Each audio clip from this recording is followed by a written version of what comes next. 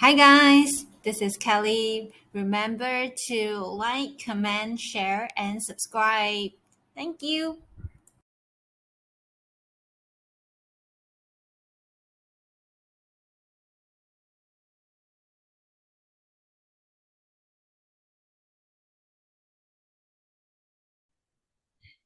Hi guys, welcome to my channel. So today I have an honor to invite a beautiful lady to share her journey as an entrepreneur. And I think her beauty comes from her inner strength.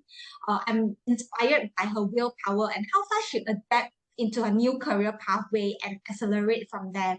And as I was planning for this interview series, she was one of the first person that came into my mind because I think her story is very inspiring and empowering as well. So she is an entrepreneur turned artist. She has massive experience in the sales and marketing digital line and has been an entrepreneur for probably more than 10 years. 2 years ago, she decided to change her career pathway to be an artist, not the singing, acting artist, but a real painting artist. And since then, she has been creating a lot of beautiful, gorgeous art pieces, with engaging stories, and even launched her first NFT collection during just these 2 years. So, hi Lina, it's great to see you again. Hi, Kelly. Hi, it's good to see you, and thank you for that, wonderful introduction. So sweet of you, and thank you for inviting me here on your, channel, on your video. Yeah. Welcome. So, I'm actually very curious. So, since what age have you been loving how to draw or paint? And like, to what extent do you like drawing? Okay. If you ask me honestly, like we all start with crayons in the house, right? When we were kindergartens and stuff. So, I mean, the earliest memory I would have is actually when I was 8 years old. Because I remember that I used to love art class so much, and then the teacher would hang, our paint, whatever you create, if it's good, they would hang it on the wall. So I'm always excited during art class, and every week, most of the time, my artwork would be hung on the wall. So yeah, that was like exciting for me. Yeah, from Yeah, that that's nice. I mean, you get encouragement from the teacher as well, where your art piece is shown at yes. the board. Mhm. Yeah. So, how did you get like inspiration? Is it like from daily life, or you already have like some ideas that you will plot out? What are the paintings that you would like to draw? Okay. Well, arts, right, is very close to my heart. Okay. And it's very personal. And I think as artists, we're very connected to what we do, what we draw. So for me, my inspiration comes from the my life experiences, and even from the people I meet and talk to. Reading books, I love reading books. Gives me a lot of ideas. Then I like to imagine stuff. From when I was young, I'll just sit and imagine things, and sometimes I even dream of things. It comes into my dream, and then I translate into my artwork. Yeah, so yeah. Wow. Okay. That is very interesting because I think like as an accountant, a lot of times I find it challenging for me to imagine stuff in a picture. Yeah, sometimes it turns out to be words or things like that, but some people just turns out to be a picture. When you close your eyes, you see a very clear picture of certain things.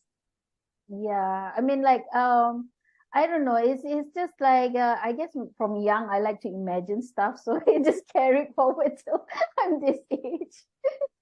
Yeah. As your loyal follower on social media, you always have like a very unique or meaningful stories for every art piece. So, do the story come first or the art come first? Okay, yeah, thanks for being my loyal follower. Okay, yeah, it's true. Every art piece I make, there is it's unique. There is a meaning or a message to it. Okay, either it's very obvious, or it's very deep. But the thing about arts that I love, right? I don't want to say about other profession, right? But in arts, you are really free to do whatever you want. There is no rules. So basically, when I paint, sometimes I've already have something in mind. Like if I dreamt of something, then like when I did my book, I dreamt of it. I saw the picture clearly in my mind, and I painted it, and became a book after that. So so I knew exactly what I wanted to do. But some days I just feel like, okay, let's take the let's take the pencil, or let's take the paintbrush, and I just sort of paint something. And then as I paint, I would, you would feel certain things when you're doing something. You feel certain things, and I'll just let it flow. And that's how the story actually evolve. It's actually from just I don't know what into, okay, this is the story. So there is no real rule. It can be either or. Like I said, there's no rules in art. Yeah. Yeah, I think arts is also follows like your emotion and things like that. Do you think this will also affect like the color of the art piece, like how you feel, and it also affect the illustrations, colors that you paint? Yeah, definitely. Sometimes, when I do exhibitions and stuff, right, people start asking me, what does that mean? I will ask them, what does it mean? And of course, if it's abstract, it's up to you what you feel when you see it. But there's always that certain connection, because I know like certain things I paint, like, okay, I was feeling I mean, like, excited about something, right? And then some people say, okay, I can feel like something is spiking, or something is, they can sense the feeling. They might not have the exact word, but they can sense the feeling. So when you paint, it's either the colors or the shapes or something. It's actually your feelings is being translated onto the canvas, and it can be felt by people. Yeah. And everybody, when they look at the painting, they might have different stories that Yeah, they thought of as well. yeah, definitely. Okay, so I understand actually you only turn your pathway to become an artist like probably about 2 years ago. So can you share like how did you started your like entrepreneur journey like since many years ago, and what has inspired you to change your pathway? Like it's a totally different way, I would say.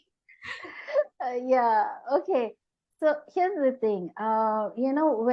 When I actually started doing small business when I think I was 20, because I was working a day job at that time, and I was paying for my night college to do diploma. So I really needed the extra cash, because at 20 you're only earning, like, I think it was 1,000 ringgit, and the college fee is not cheap.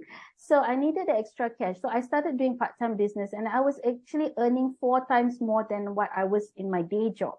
So it was giving me good money, and I wasn't working, like, I was working once a week. So it's good money. And then eventually I started to form my own company. So I had my own company. I think I was 21 when I had my first company. But life took me to a different path, I would say, right?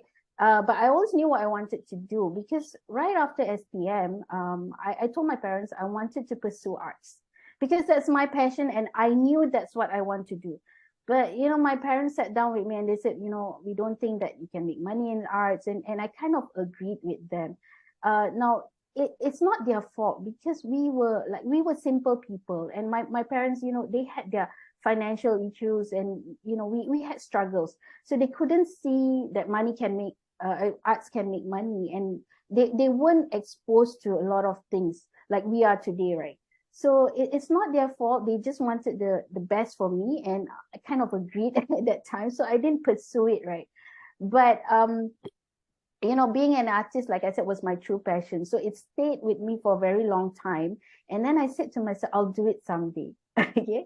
Now the thing was that, when you're young, you went through stuff, and then you think that you can't make money doing what you love. And then, life happens, and then you lose money in business, you struggle, and this and that. So I kind of form a self-limiting belief around myself that if I become an artist, I can't be successful. So that was my self-limiting belief, and it translated into like, oh yeah, I will do it someday.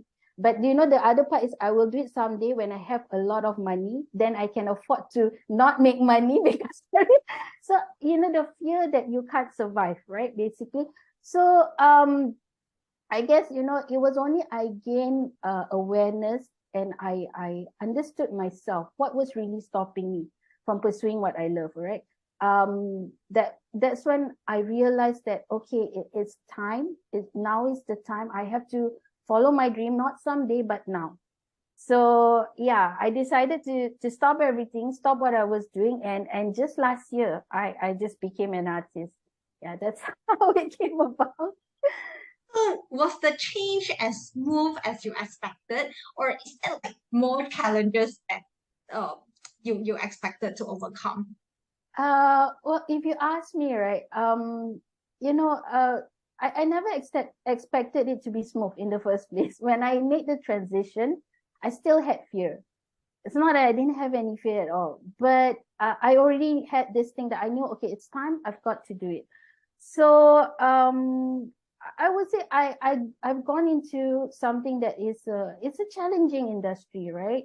So I'm not expecting that I won't have any more challenges. I think in life challenges are always going to happen. But when people ask me this question, I will tell them, look, I've been doing business for like what, so many years, right? What is easy in life? Nothing is easy. You're going to have challenges in anything that you do. So might as well you do something you love. At least you, when you love what you do, the challenge is not as bad. You know, it's, yeah. That's it.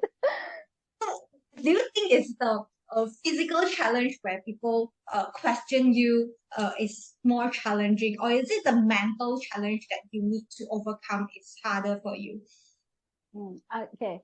I think honestly, in anything in life, it's just the mental challenge. It's the one thing that we have to really, work on, because like I said, when I jump into arts, right? Honestly, Kelly, I'm a self-taught artist. I don't have any background in arts. I don't know how to use this and that. So I had to learn everything by myself. And then coming from a business point, when I say I want to do arts, right, even my friends were like, what's going on, because they can't imagine. I've never talked openly about what I always wanted to do. I've just been doing, the work that I've been doing. So it's kind of like people were surprised. And then I didn't have any artist friends, not even one. I didn't know any art galleries or, gallery owners. So these were my challenges that I had. And those, some are physical, but it's mainly mental. Like if I were to say that, okay, I don't have enough money to start yet, it still relates to your mental thoughts, like, oh, and at first I was like, maybe if I do this right, other artists have started earlier, they're much better than me, so I will be comparing myself to others. These are all mental challenges. So when I start, I had to deal with that. Yeah, so deal with that part, that you can't compare yourself to other people. You have your own strength. You do you. That's it. You do you the best you can. So mental challenge is one thing I would say is more important to for overcome. And then the physical challenge, it will be there, but it's much easier once you overcome the mental challenge. Yeah. Mm. Do you think that this mental challenge is also one of the big factor for other Malaysian artists to Uh, grow in the industry?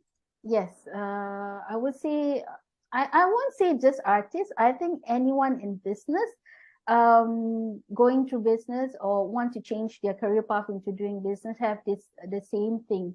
Like even for Malaysian artists, I guess the thing is, like, when you've seen or heard, or even if they themselves have uh, gone through some maybe failures, maybe they want to call it failures, or this thing didn't work, this thing didn't work, then it will affect the way you think that, okay, I'm not able to do this. Or if you've seen someone, even my brother said this last time, right? Because he saw me doing business, he got no interest in doing business after that. I make money. Yeah, but you suffer. You see, that's the thing. You see people, then you say, okay, that's too much. But maybe it's the business I did was suffering for me. But maybe for you, it's something else. Then it's not so suffering. Maybe it's enjoyable. So I guess it's not just a Malaysian thing. It's everybody's thing to make a change. Yeah, it's pretty tough. So the mental challenge is actually, it's something everyone has to overcome. Yeah, and able to do it. Yeah. So I ask something, probably this question could be a bit sensitive, but I think a lot of people who love to paint or draw would want to know. So is it sustainable for artists to actually survive in Malaysia or in other Asia countries? Because I believe in Western countries or other developed countries, it is more developed in the industry. In Malaysia, especially, I think people are not so appreciative as much as other countries.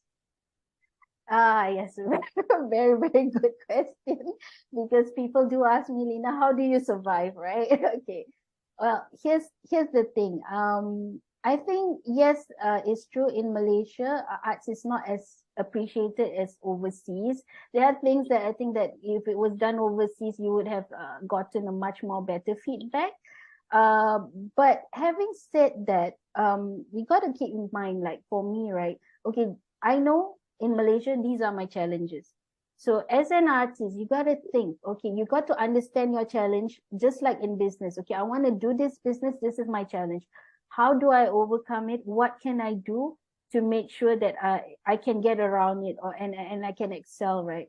So to be an artist, you have to work on yourself. You have to work on your branding. Unfortunately, a lot of artists, we like to just paint. We want to create the stuff, but having to do branding, having to these are all like, oh my God, do I have to do this?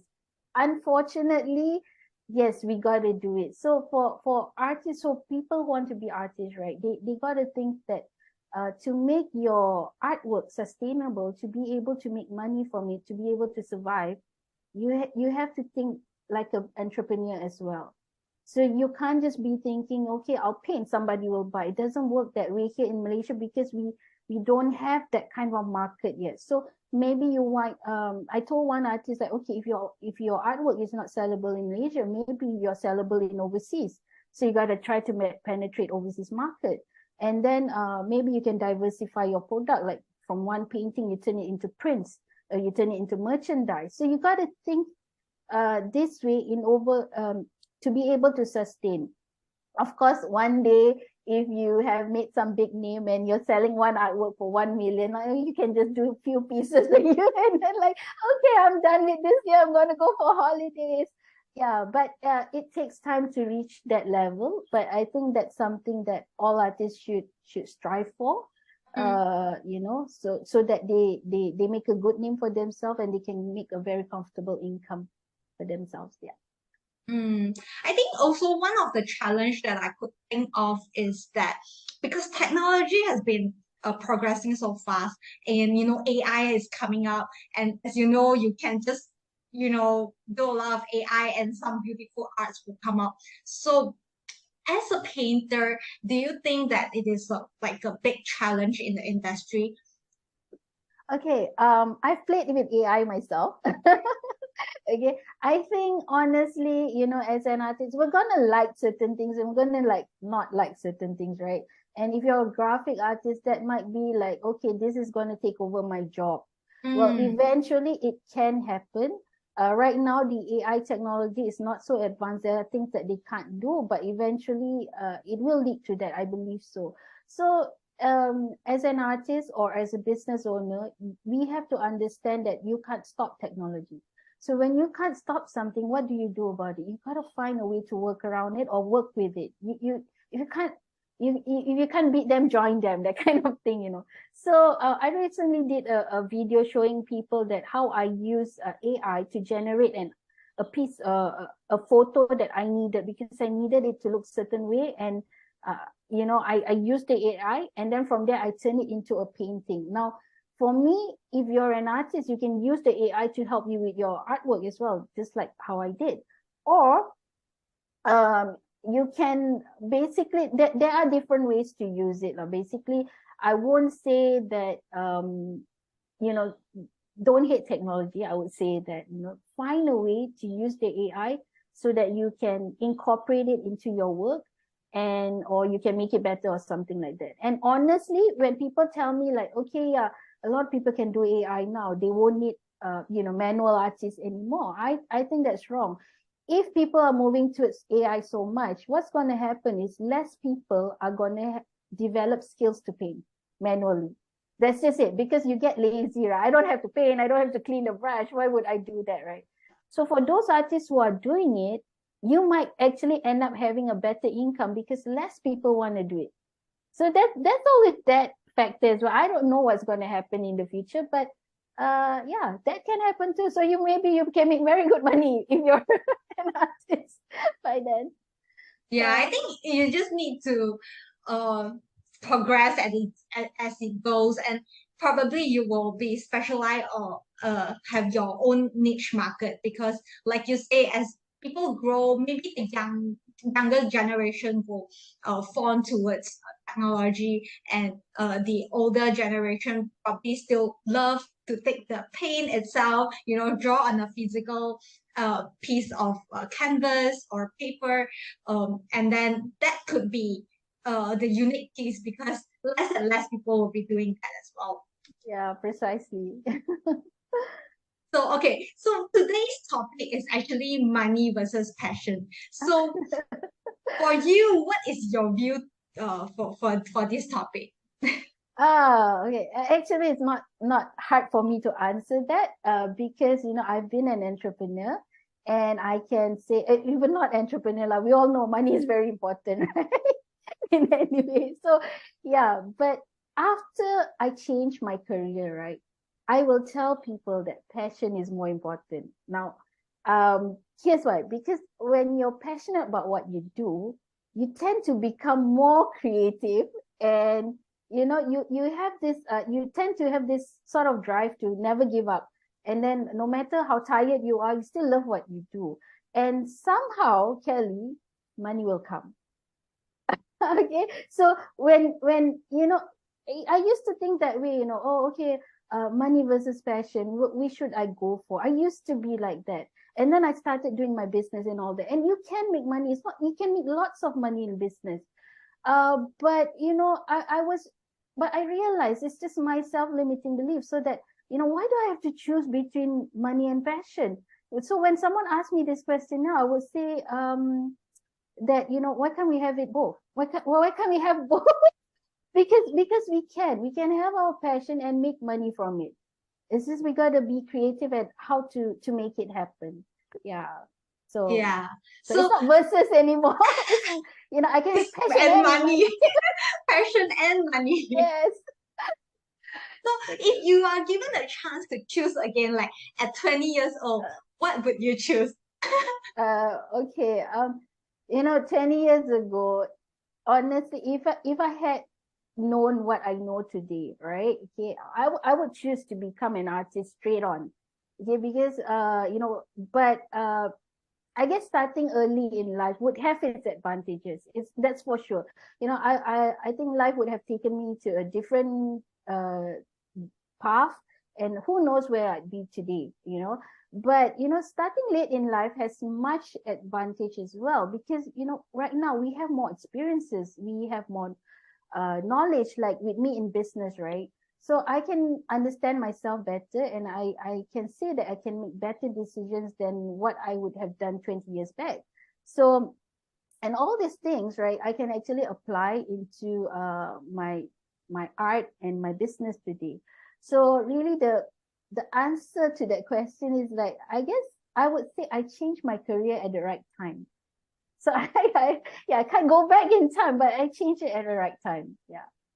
Yeah, great. I think like you say, the experience in business has been very helpful for your career change of career path as well. As you were mentioning just now, branding and marketing is actually very, very important in this industry because um there's a lot of things in your mind, but people can't read your mind, right? So Yeah. you need to give people a story that people can relate to, that they can engage to, and they will feel more connected to your art piece as well. Very true. Very true. Yeah, so what will be one piece of advice that you could give to, people who are still on the fence, thinking whether to pursue their passion, or I should just go for the money, or go for, whatever my parents asked me to do. Okay, I think the only thing I can say, you just have to start. Okay, if you're on the fence about should I do this or not, then you've got to ask yourself why. What's really stopping you from doing what you want to do? So you need to find the answer, and once you have the reason, right, then you can do something about it. You can overcome it somehow, and then really you just have to start. Yeah. Do you have like your own routines of like thinking time, take some break off to really find out what is in your mind, or what's in your maybe subconscious or things like that. You mean like when on my daily work? Yeah, like I'm not sure, maybe when you in your transition period, probably you were uh, thinking, oh, whether I should do it now or later. uh did you spend like one whole day thinking about what's gonna happen, think through why you need to pursue this passion, and be insist on this pathway that you choose? Definitely. I took my time. I took 20 years. Okay, but when I went, to learn about myself, had my self-awareness, it didn't like happen immediately. Like I changed. I started understanding. It took time for me to also gather myself together, like I had fear and all that. It took some time to actually, okay, I can do it now. But it came to a point um that if you don't do it now, you're still going to have that, okay, I'm going to try to overcome this. I'm going to, you're still going to go back to that. So when I first launched, I just put some paintings up on my website and just told everyone, okay, this is what I'm going to do next. That's it.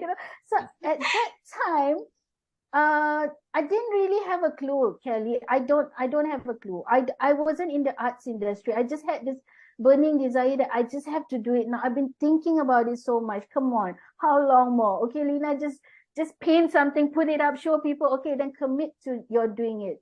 Before I even know anything about the arts industry. So, you know, yes, thinking and waiting to overcome is good, but don't take too long. Don't take too long because at the end of the day, I did that. I just went on, do it, don't know anyone, don't know anything. COVID time, everything locked down, just anyway do it. And I managed to get jobs during that time. Can you imagine? And I would call myself a nobody. I'm not a real famous artist. Nobody knew I was an artist. And I got my commission job in a few months Oh, of just posting hard work up.